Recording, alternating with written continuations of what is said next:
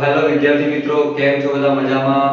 મારું નામ છે જિગ્નેશ. આજે આપણે ભણીશું સ્ટાન્ડર્ડ 9 મેથ્સ. મારી સાથે મેથ્સ ભણીશું આપણે. તમે જોઈ શકો છો કે ચેપ્ટર 2 બહુપદીઓમાં આપણે લીધું હતું સ્વાધ્યાય 2.4. 2.4 માં આપણે પહેલો દાખલો આગળના તમે વિડિયોમાં જોઈ ચૂક્યા છો. હવે આપણે ભણીશું બીજો દાખલો. બીજો દાખલામાં શું છે આપણી પાસે કે આપેલ બહુપદી માટે g of x એ કોઈ બહુપદી છે. એ આપેલ બહુપદી p of x નો એક અવયવ છે કે નહીં એ આપણે ચેક કરવાનું છે અવયવ પ્રમેય પરથી. હવે અવયવ પ્રમેય આપણે જોઈશું. આગળના દાખલામાં જોયું હતું કે x 1 આપણને કોઈ પણ વેલ્યુ આપી અવયવ આપી દીધો હોય તો આપણે એને ખાલી વેલ્યુ મૂકી દેતા હતા બહુપદીમાં. પણ અહીંયા આપણે જોઈશું અવયવ પ્રમેય પરથી, એટલે કે આપણે આ કોઈ p of x બહુપદીના અવયવ પાડીશું આપણે વિભાજન મધ્યમ પદના વિભાજન કરીને, અને પછી આપણે ચેક કરીશું જે કઈ આપણો અવયવ આવે છે એ અવયવ આની સાથે g of x સાથે મેચ થાય છે કે નહીં એ આપણે ચેક કરીશું. તો ચલો વિદ્યાર્થી મિત્રો આપણે પહેલા દાખલા ઉપર જઈશું. તો આપણે જોઈએ p of x માં આપણને આપ્યું છે 2x નો ઘન x નો સ્ક્વેર 2x 1. પહેલા તો જોઈએ આપણે ચાર પદ છે તો ચાર પદમાંથી તમે જોઈ શકો કે બબે પદમાંથી તમારે જે કોઈ કોમન નીકળી શકતું હોય તો તમે જોઈ શકો છો. પણ અહીંયા બે પદમાંથી કોઈ કોમન નીકળતું હોય તો આપણે એને કાઢીશું. તો આપણે જોઈ શકીએ કે આ 2x નો ઘન અને x નો સ્ક્વેર એ બંનેમાંથી શું કોમન નીકળશે તો x નો સ્ક્વેર કોમન નીકળશે.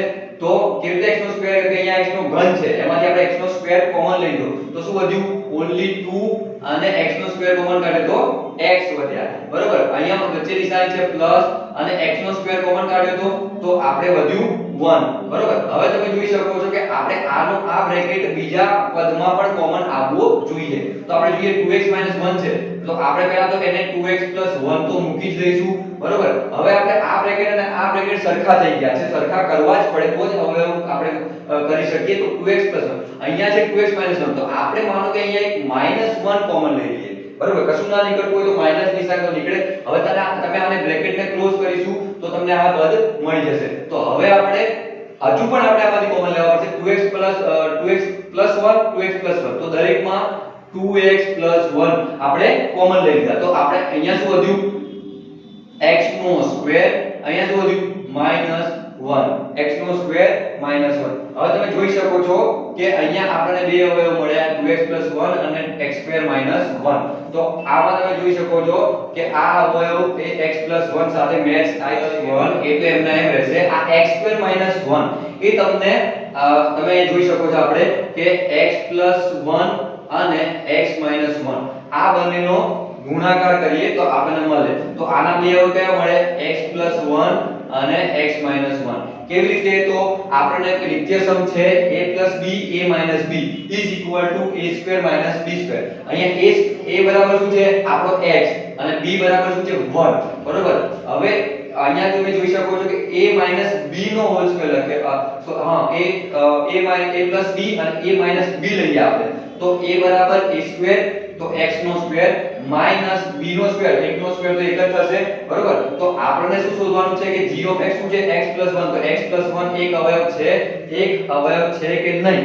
આપણે અવયવ પ્રમેયના પરથી આપણે સાબિત કર્યું કે x 1 એ એક અવયવ છે. તો પહેલા માટે એક અવયવ છે, અહીંયા આપણું સાબિત થઈ ગયું. હવે આપણે બીજા દાખલા તરફ જઈશું કે આ દાખલામાં બહુપદીમાં કોઈ અવયવ પ્રમેયની રીતે આપણે અવયવ પાડીશું અને એ આ g of x અવયવ જે એના બહુપદી જેવો અવયવ આવે તો એ છે નહીં તો નથી. તો આપણે જોઈશું અહીંયા છે p of x બરાબર. હવે તમે અહીંયા જોઈ શકો છો કે બે પદમાંથી કોઈ કોમન નીકળતું હોય તો પહેલા તમારે એ કોમન કાઢવું પડે. બરોબર, તો આમાં કોઈ પદ કોમન નીકળતું નથી. સ્ટોપ છે શું કહું? તો તમે જોઈ શકો છો કે p of x બરાબર x નો ઘન 3x² 3x 1. હવે અહીંયા તમે જોઈ શકો છો કે જેમ આપણે આ દાખલામાં બે પદમાંથી કોમન કાઢીને આપણે અવયવ પાડ્યા હતા એવી રીતે અહીંયા કોમન નથી પડતા. તો એના માટે આપણે કરીશું પદના વિભાજન કરીશું, મધ્યમ પદના વિભાજન. તો વિદ્યાર્થી મિત્રો તમે અહીંયા જોઈ શકો છો કે p of x એનું આપણે અવયવ પાડવાના છે અવયવીકરણની રીતે.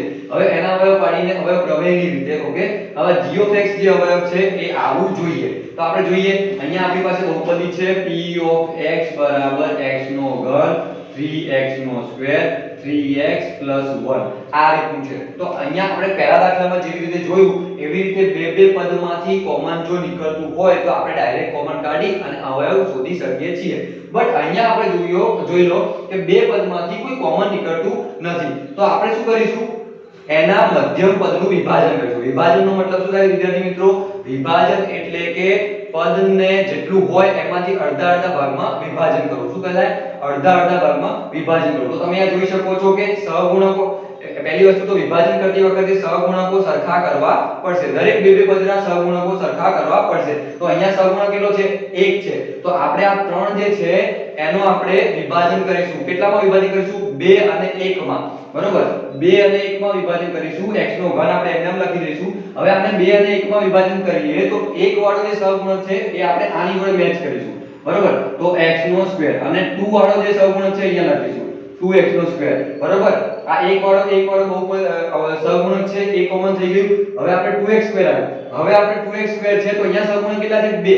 તો આપણે આ 3x છે એના એવી રીતે વિભાજન કરીશું જેમાં સહગુણક 2 અને 1 આવે. તો 2 અને 1 એટલે 3 થઈ જશે. આપણે બંનેનો સરવાળો કરીશું પણ 2 વાળું પદ છે આપણે પહેલા લખીશું. તો +2x વધ્યું શું અહીંયાથી? એકલું x વધ્યું અને +1 તો હતું. બરોબર? હવે આપણે તમે જોઈ શકો છો કે દરેક બે પદમાંથી આપણે કોમન કાઢવાનો ટ્રાય કરીશું. તો ચલો આપણે વિદ્યાર્થી મિત્રો કરીએ.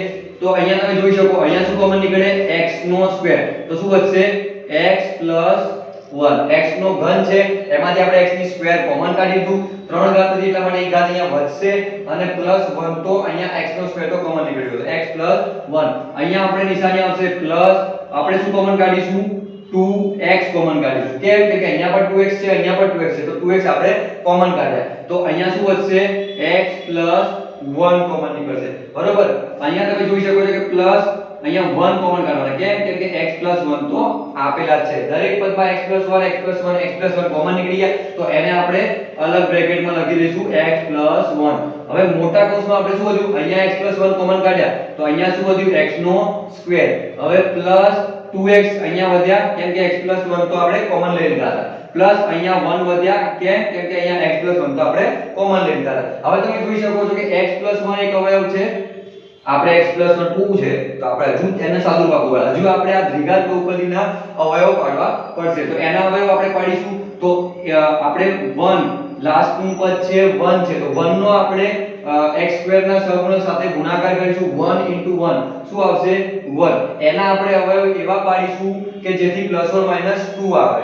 બરોબર? તો આપણે લઈશું x નો સ્ક્વેર + x + x + 1. બરોબર? આ 2x નું વિભાજન કર્યું x અને x. બરોબર? તો 1x 2x અને 1 * 1 એટલે 1 આવશે. બરોબર? તો આપણે અહીંયા તમે જોઈ શકો છો x + 1 તો હતા જ.